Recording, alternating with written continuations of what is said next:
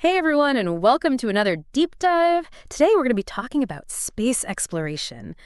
From that first satellite Sputnik all the way to, are we ever going to be able to travel to another star system? Right.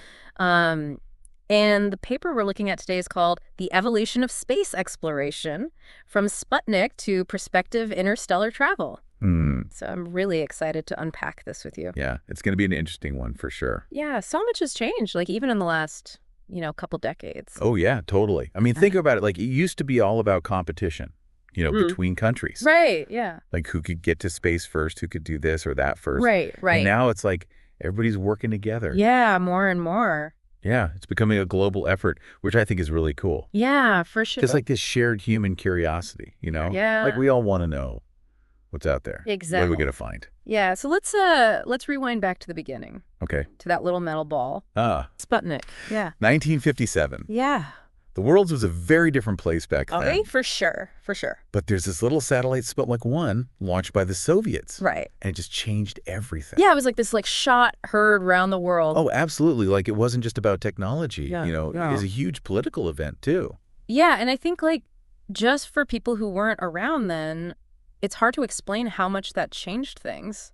Yeah, it's hard to overstate the impact it had, I think. Yeah. Like, suddenly space wasn't just science fiction anymore. Yeah, it was like, okay, wow, this is real. It was real, and it was happening, and it was like, okay, the future's here. Yeah. You know what I mean? Yeah, and it really, I think, kicked off this, space race, as they called it. Oh, yeah, absolutely. Right. And not just between the U.S. and the Soviet Union either. Right. You had all these other countries suddenly realizing, hey, we need to get in on this, too. Yeah, we can't be left behind. Exactly. Yeah, and then, just a few years later, you've got Yuri Gagarin orbiting the Earth, the first human to orbit the Earth. Yeah, and then Apollo 11 Yeah. landing on the moon. Like, come on. Yeah, less than 20 years. It's mind-blowing when you think about it. Yeah. Like, how quickly things progressed. Yeah, and I think it really captured the imagination of the entire world. Oh, totally. Like, everybody was glued to their TVs watching these events unfold. Yeah, it was like this shared human experience. Exactly. And I think it really solidified this idea that,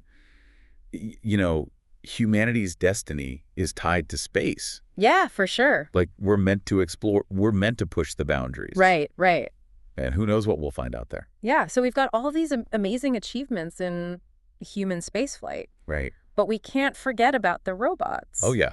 The robots are the unsung heroes of space exploration. Yeah. I mean, think about it. They're out there right now exploring places that would be impossible for humans to reach. Right, and they've been doing it for decades. Decades, yeah. Yeah. I mean, take the Voyager missions, for example. Oh, yeah. Launched in the late 70s. Uh-huh. Those things are still out there, Yeah. still sending back data. Yeah, it's incredible. They've explored the outer planets. Yeah, Jupiter, Saturn, Uranus, Neptune. All of them, yeah, and their moons. And those images, Oh, my God. they were just mind-blowing. I remember seeing those first close-up pictures of Jupiter's great red spot Right? and Saturn's rings. It was like, what? It was like a whole new world. It really changed our view of the solar system. Oh, yeah, absolutely. Like, we had no idea how diverse and dynamic these planets were. Yeah, and it was all thanks to these little robots. These little robots, yeah, they're amazing. And then we've got the Hubble Space Telescope, Oh, yeah. launched in 1990. Another game changer. Yeah, giving us these incredible views Breathtaking views, yeah. of distant galaxies and nebulas, and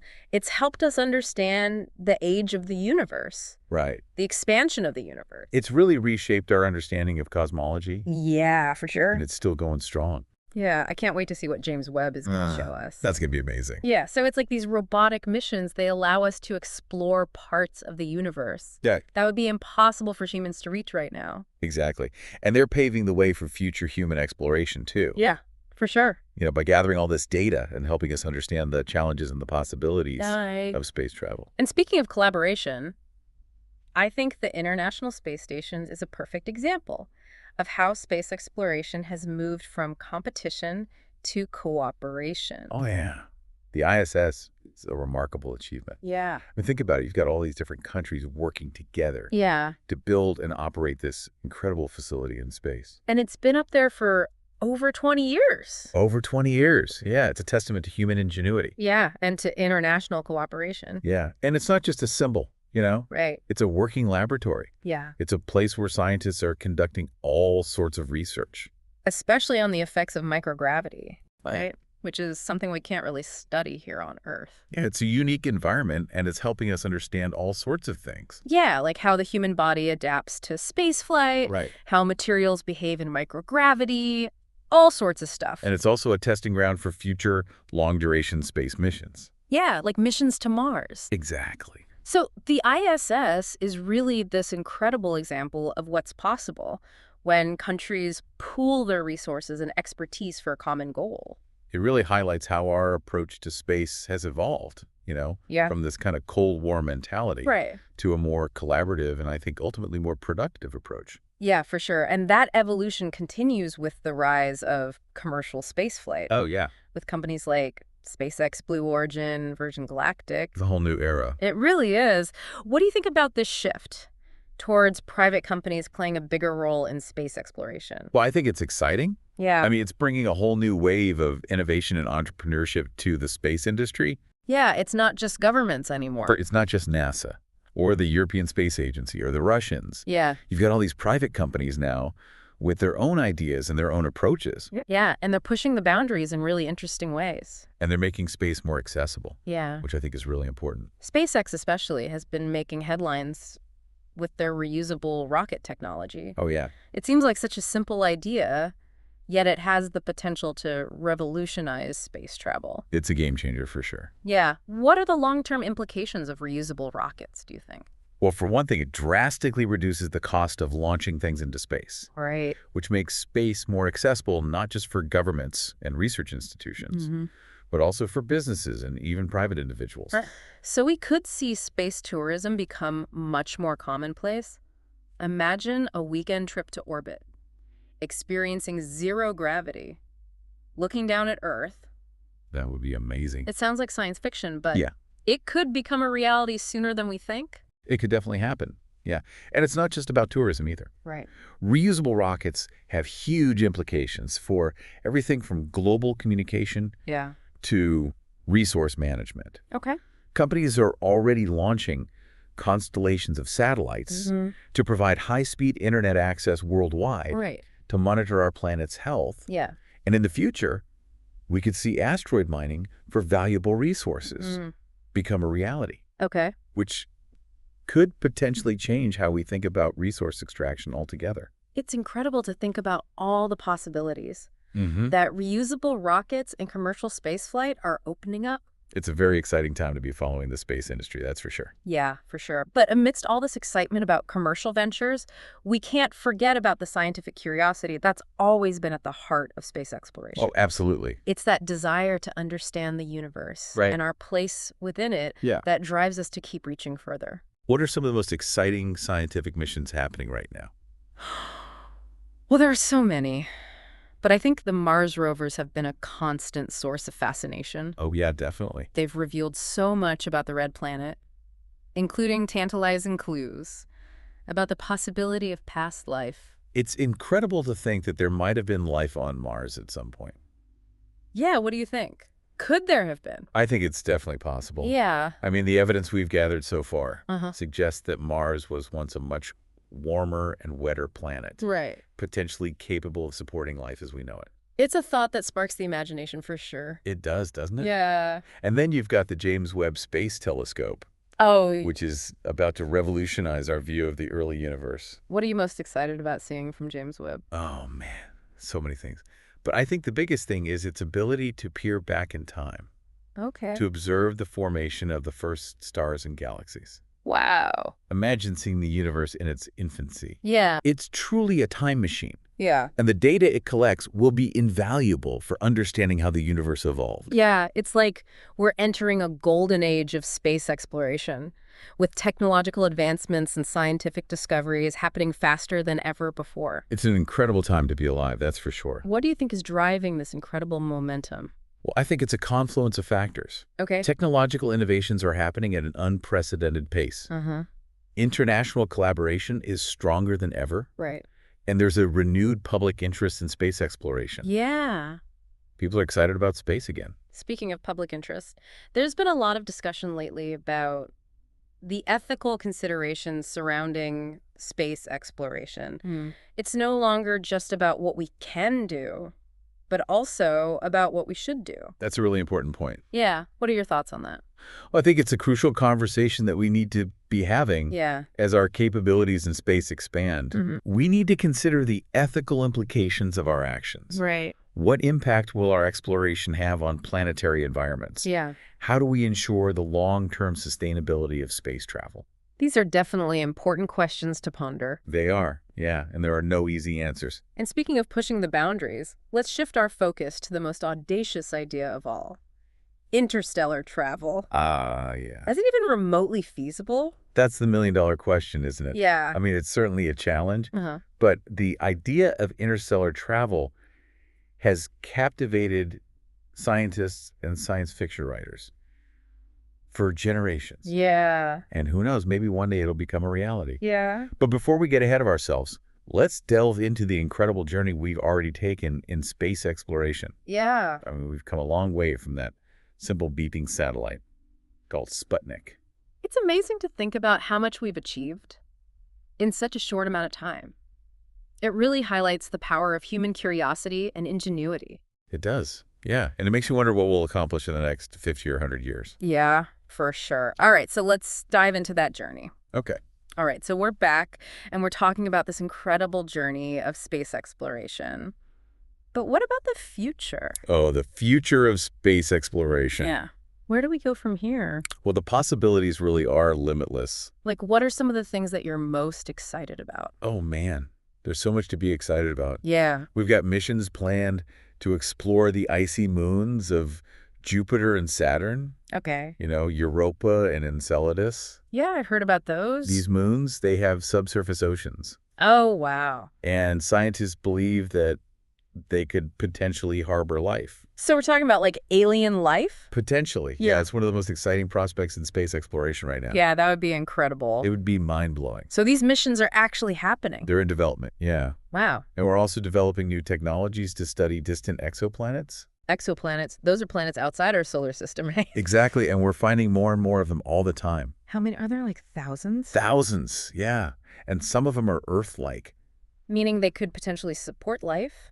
Potentially, yeah. They're in the habitable zone of their star. Oh, wow. So it's like the Goldilocks zone. Exactly. Not too hot, not too cold, just right. Yeah, that's incredible. And we're actually able to study these planets. We are, yeah, with telescopes like Kepler and TESS. Wow. And what are we looking for? Well, we're looking for signs of life, of course. Okay. But we're also trying to learn as much as we can about these planets. Like their atmospheres. Their atmospheres, their compositions, their orbits. To see if they could actually support life. Exactly. And with the James Webb Space Telescope coming online soon, Yeah. we're going to be able to study these exoplanets in even greater detail. That's going to be amazing. It's a very exciting time for exoplanet research. And then, of course, there's the big one, interstellar travel. Yeah. The holy grail of space exploration. It's the ultimate challenge, isn't it? Yeah. To travel to another star system. But is it even possible? Well, that's the question that scientists and engineers are grappling with right now. I mean, the distances are just mind-boggling. They are. Yeah. Yeah, even the closest star system, Proxima Centauri, Yeah. it's over 4 light years away. 4 light years. That means it would take light 4 years to travel that distance. Exactly. And light travels at 186,000 miles per second. So even if we could travel at the speed of light, it would still take us 4 years to get there. Right. And we're nowhere near being able to travel at the speed of light. Yeah. Not even close. So we're talking about a journey that would take decades, centuries even. Potentially, yeah. It depends on how fast we can travel. And that's just to the closest star system. Right. What about star systems that are hundreds or thousands of light years away? Well, those are even more challenging, obviously. Yeah, it seems almost impossible. Yeah, it does seem impossible with our current technology. So are we just dreaming here? I don't think so. What makes you say that? Well, throughout history, humans have overcome seemingly insurmountable challenges. Like what? Like the first powered flight, like yeah. landing on the moon, Yeah. like developing the internet. Okay. These were all things that seemed impossible at the time. But we did them. So you're saying that we could figure out interstellar travel? I'm saying that I don't think we should rule it out. I like your optimism. It's not just optimism, it's about believing in human ingenuity Okay. and our ability to solve problems. So let's talk about some of those problems, starting with propulsion. Okay. How could we possibly propel a spacecraft across those vast interstellar distances? That's the biggest challenge for sure. Traditional chemical rockets are not going to cut it. No, they're not efficient enough. So what are the alternatives? Well, there are a few ideas that scientists are exploring. Okay. One is nuclear fusion propulsion. Nuclear fusion, that sounds pretty intense. It is. It's the same process that powers the sun. Wow. So it's a very powerful energy source. But can we actually harness that power? That's what scientists are working on right now. Okay. It's a very complex challenge. I bet. But if we can crack the code of fusion power, it could revolutionize not just space travel, but energy production as a whole. So it would be like a game changer in multiple ways. Exactly. It's amazing. And then there's antimatter engines. Antimatter engines. I've heard of those in science fiction. They sound very sci-fi, don't they? Yeah. But antimatter's a real thing.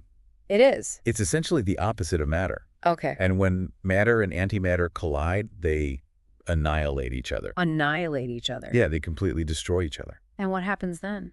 An incredible amount of energy is released. Wow. So if we could harness that energy, Yeah. we could potentially propel a spacecraft to a significant fraction of the speed of light. So that's the idea behind antimatter engines. Right.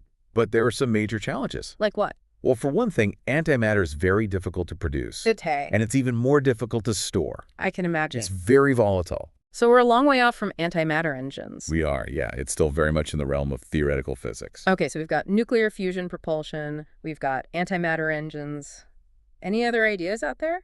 Well, there are a few other more speculative ideas, Okay. like warp drives and wormholes. Warp drives, those are like from Star Trek, right? Exactly. Can we actually bend space and time? Well, the theory of general relativity suggests that it might be possible, Wow. but it would require a tremendous amount of energy. Like more energy than we can currently produce. More energy than we could even imagine producing right now.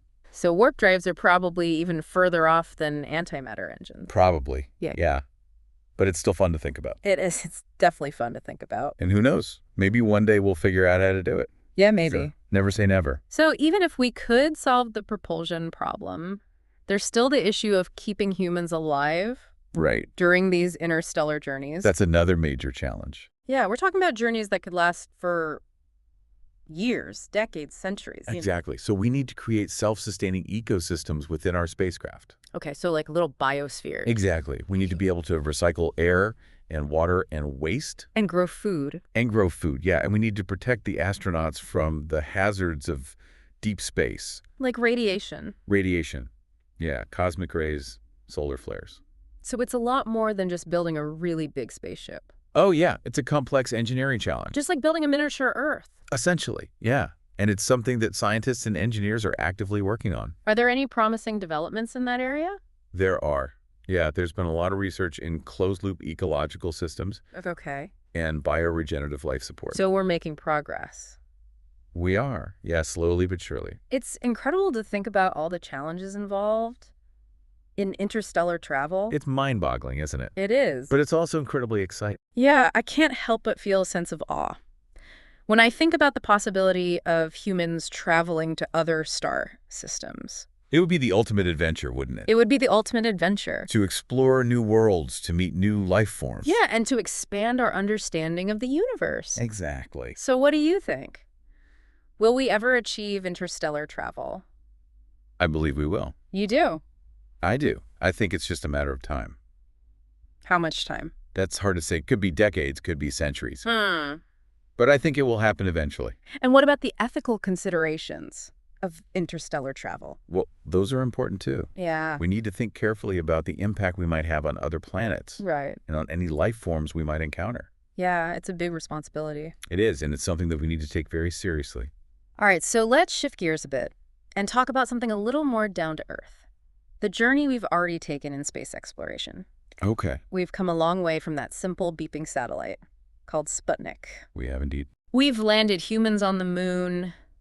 We've sent probes to the outer reaches of our solar system. We've built a permanent space station. When we're constantly pushing the boundaries of what's possible. It's a testament to human ingenuity It really is. and our insatiable curiosity. And that same spirit of exploration will continue to drive us forward. I have no doubt about that. So what do you think? What's the next big thing? in space exploration. Yeah, what's going to blow our minds in the next few decades? Well, I think the discovery of extraterrestrial life would be pretty mind-blowing. Yeah, that would change It everything. would force us to rethink our place in the universe. And it would answer one of the biggest questions humanity has ever asked. Are we alone?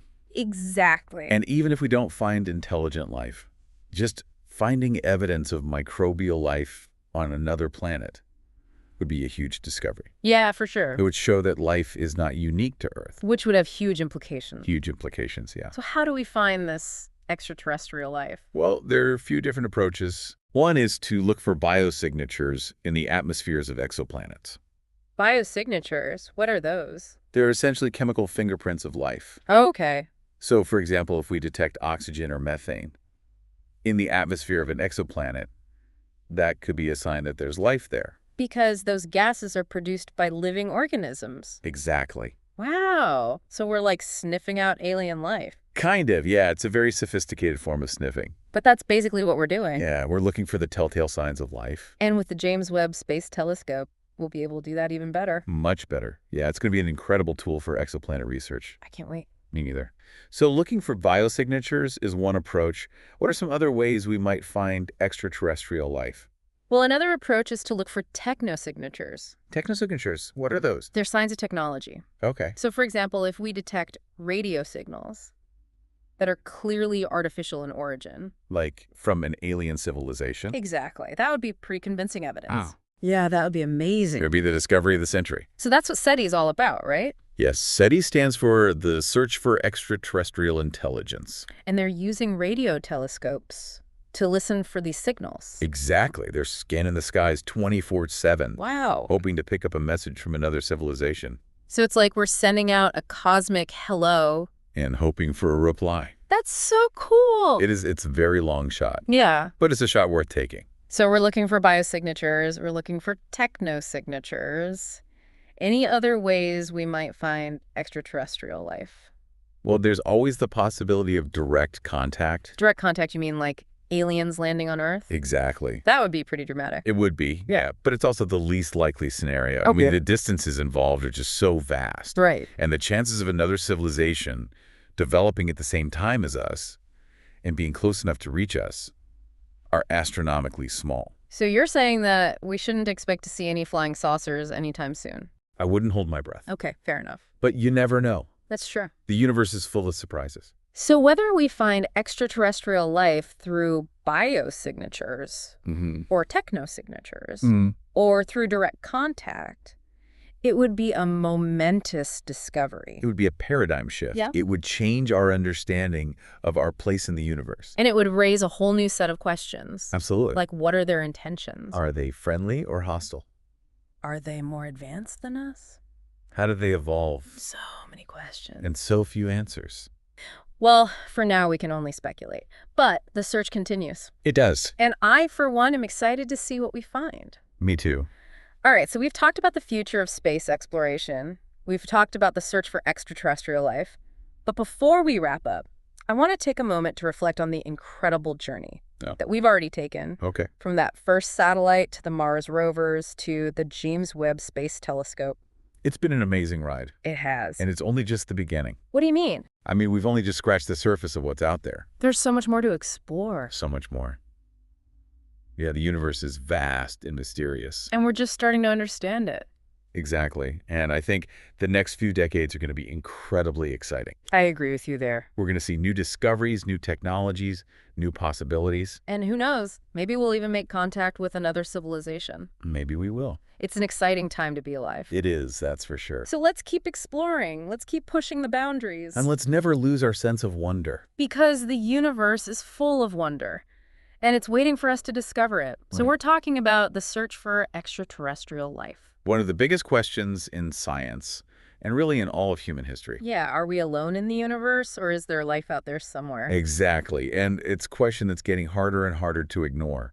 Because we're finding more and more evidence that suggests we might not be alone. Yeah, like all those exoplanets we were talking about earlier. Right, all those planets outside our solar system. Some of them are in the habitable zone of their stars. Meaning they could potentially have liquid water. which is essential for life as we know it. So it's possible that there are other planets out there that are teeming with life. It's definitely possible. And scientists are getting really good at finding these planets, Yeah, and they're developing new technologies to study them in more detail. like the James Webb Space Telescope, Right, which is going to be able to analyze the atmospheres of exoplanets. and look for signs of life. So we might actually be able to detect alien life in the next few years. It's not out of the realm of possibility. That's incredible. So what are we looking for exactly? Well, we're looking for what are called biosignatures. Biosignatures. Yeah, they're basically chemical fingerprints of life. Okay, so like what kind of chemicals? Things like oxygen, methane, ozone, water vapor. But those are all things that are produced by living organisms. Right. So if we find these chemicals in the atmosphere of an exoplanet. It could be a sign that there's life there? Exactly. It's not a guarantee. Right. Because some of these chemicals can also be produced by non-biological processes. Okay. But if we find them in the right combinations and concentrations. It could be a pretty strong indicator. Right. And that's why we need to study these exoplanets in more detail. To rule out any false positives. Exactly. So biosignatures are one way to search for extraterrestrial life. Right. What are some other ways? Well, another approach is to look for what are called technosignatures. Technosignatures? Yeah, they're signs of technology. Okay, so like what kind of things? Things like radio signals. Like alien radio stations? Potentially, yeah. Or maybe even something more advanced like laser beams. Wow, so we're basically listening for aliens. We are, and we've been doing it for decades. Really? Yeah, there's a whole field of science dedicated to it. It's called SETI, right? Right. Search for extraterrestrial intelligence. And they're using radio telescopes. To scan the skies for any signals that might be artificial in origin. So far, no luck. Not yet, but we're still listening. It's like trying to find a needle in a haystack. It is. It's a very difficult search. But it's worth it. Absolutely, because if we do find a signal from an alien civilization, It would change everything? it would be one of the most profound discoveries in human history. It would mean that we're not alone. Right, and it would open up a whole new world of possibilities. So biosignatures, technosignatures? Those are the two main approaches to searching for extraterrestrial life. Are there any other ways? Well, there's always the possibility of direct contact. You mean like aliens landing on Earth? Exactly. That would be pretty amazing. It would be, but it's also the least likely scenario. Why is that? Well, for one thing, the distances between stars are vast.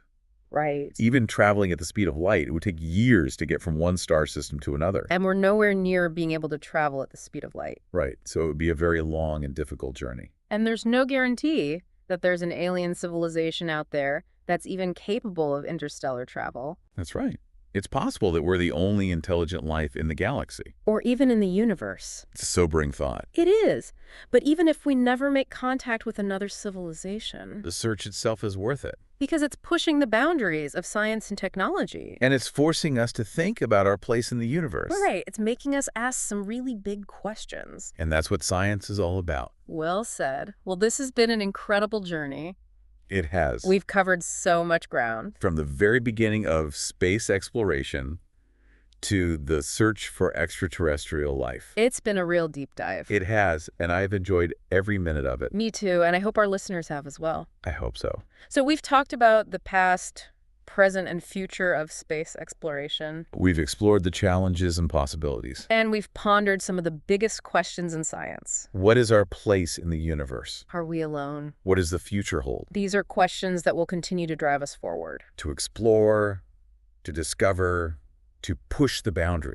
Because that's what humans do. We're explorers by nature, And the universe is our ultimate frontier. and it's waiting for us. This has been The Deep Dive. Thanks for joining.